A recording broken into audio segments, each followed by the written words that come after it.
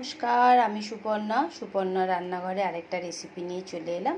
তো আজকে আমি আপনাদেরকে বানিয়ে দেখাবো ফিশ ফ্রাই। বাড়িতেই খুব সুন্দরভাবে ফিশ ফ্রাইটা বানাবো। সেটা আপনারা ডালের সাথেও খেতে পারবেন বা বাড়িতে কোনো লোকজন এলে তাকেও বানিয়ে দিতে পারবেন।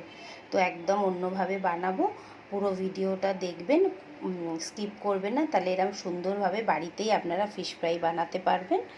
আর আমার চ্যানেলটা যদি আপনাদের পছন্দ হয় তো অবশ্যই লাইক, কমেন্ট, সাবস্ক্রাইব করবেন। তো চলুন এবার আমি রেসিপিটা ফিশ ফ্রাইটা বানিয়ে আপনাদেরকে দেখাচ্ছি।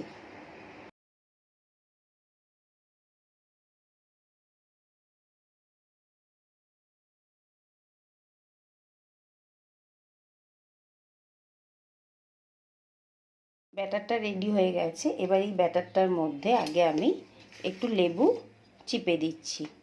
একটা গোটা লেবু এখন এর মধ্যে আমি দিয়ে দেবো। এবার কিছুটা নুন এর মধ্যে এখন অল্প করে একটু মিশিয়ে দিচ্ছি।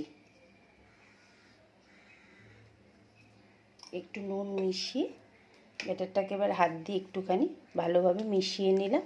নিয়ে এবার আমি ভেটকি মাছের ফিলেগুলোকে পাতলা পাতলা করে কেটে এনেছি, আপনারা বাড়িতেও কাটতে পারেন। এবার এগুলোকে ভালোভাবে মিশিয়ে এই ব্যাটারটার মধ্যে এখন 1 থেকে 1.5 ঘন্টা রেখে দেবো। আরও বেশি রাখলে আরও বেশি ভালো হবে। এইভাবে এখন ভালোভাবে প্রত্যেকটা মাছের গায়ে যেন এই মশলাটা পুরোটা লাগে, পেস্টটা ভালোভাবে এখন লাগিয়ে দিলাম। প্রত্যেকটাতে লেগে গেছে। এবার এটাকে এখন 1 ঘন্টা ফ্রিজে রেখে দেবো। ফ্রাইটার জন্য এবার আমি সেকেন্ড ম্যারিনেশনটা করে নিচ্ছি। তার জন্য আমি অল্প একটু টক দই দিচ্ছি, অল্প একটু গরম মশলা দিয়ে দিচ্ছি,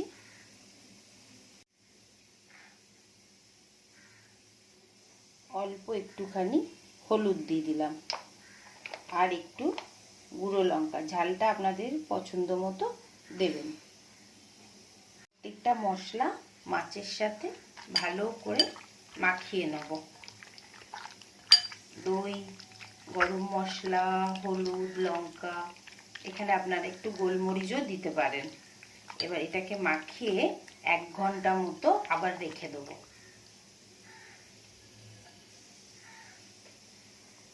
মুসুর ডাল নিয়ে নিয়েছি, ডালটাকে ভালো করে জল দিয়ে ধুয়ে পুরো শুকনো করে নিয়েছি। এখন এটাকে একটা চাটুতে দিয়ে ভালোভাবে একটু রোস্ট করে নেব। চাটুটা গরম করে নিয়েছি। এবার এই মুসুর ডালটা চাটুটার উপরে দিয়ে দিলাম, দিয়ে এটাকে এখন হালকা করে ভাজা করে নেব। কোনো তেল নয়, যা শুকনো চাটুতে দিয়ে বা আপনারা কড়াতে দিয়েও করতে পারেন। একটা হালকা করে গ্যাসের ফ্লেমটাকে একদম সিম করে রাখবো, হালকা করে একটু ভেজে নেব। ভালো করে ভেজে নিয়েছি। এবার আমি এখন গ্যাসের ফ্লেমটাকে বন্ধ করে এটাকে একটুখানি ঠান্ডা করে নেব। মসুর ডালটা ভালো করে ভাজা হয়ে গেছে। এখন এটাকে একটু হালকা হালকা গরম আছে, এটাকে পুরো ঠান্ডা করে নেব। ঠান্ডা করে এটাকে আমরা এখন পুরো গুঁড়ো করে গ্রাইন্ড করে নেব মিক্সির গ্রাইন্ডারতে। এবার মসুর ডালটাকে ভালোভাবে মিক্সিতে গ্রাইন্ড করে নেব, একদম গুঁড়ো করে নেব। ভালোভাবে গুঁড়ো করে নিয়েছি, একদম এইভাবে দেখুন একদম গুঁড়ো করে নিয়েছি। 1 ঘন্টা হয়ে গেছে এগুলোকে আমি ম্যারিনেট করেছিলাম। এবার এগুলোকে এটা আমার বড় বড় ফিলে আছে, তো এটাকে আমি দুভাগ করে নিলাম। করে এই ডালটা যেটা গুঁড়ো করেছি সেইটার মধ্যে কোট করে দিচ্ছি, ভালোভাবে কোটটা করে দিচ্ছি। এটা একটা নতুনত্বভাবে করেছি, আপনারা অবশ্যই বাড়িতে এটা ট্রাই করে একবার দেখবেন। এটাকে ভালোভাবে এখন আগে আমরা কোট করে নেব। এবার এক্সেস যেটা থাকবে সেটাকে বাইরে বার করে দেবো। করে এখন এই এক একটা করে রেডি করে নেব। আর একটা করছি আমি, যেহেতু বড় আছে সেই জন্য এটাকে ডবল করে নিলাম। করে এরকম 2 সাইড দিয়ে এইভাবে আমি বিস্কুটের গুঁড়ো দিলাম না বা ব্রেড ক্রাম্বসও দিলাম না, এটা আমি মসুর ডালটাকে গুঁড়ো করে নিয়ে করলাম। খুবই ক্রাঞ্চি হয় এই ফিশ ফ্রাইটা।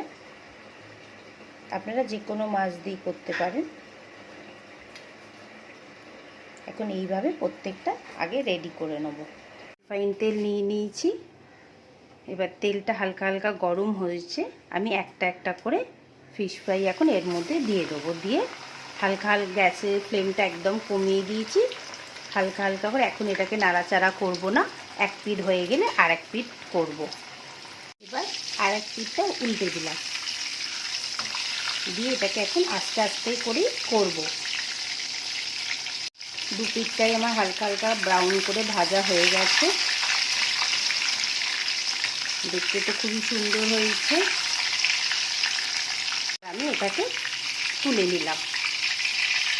ফিশ ফ্রাই রেডি হয়ে গেল। আপনাদের অবশ্যই বলবেন কেমন লাগলো রেসিপিটা। আমি একটু অন্যভাবে বানালাম, খুবই ক্রাঞ্চি হয়েছে, ক্রিস্পি হয়েছে, ভেতরের মাছটা খুব সুন্দর টেস্ট লাগলো ম্যারিনেশনের পরে। তো অবশ্যই আপনারা রেসিপিটা তৈরি করবেন আর আমাকে বলবেন কেমন লাগলো। আর আমার চ্যানেলটা যদি পছন্দ হয় তো প্লিজ লাইক, কমেন্ট, সাবস্ক্রাইব করবেন। তো আবার একটা নতুন রেসিপির সাথে দেখা হবে।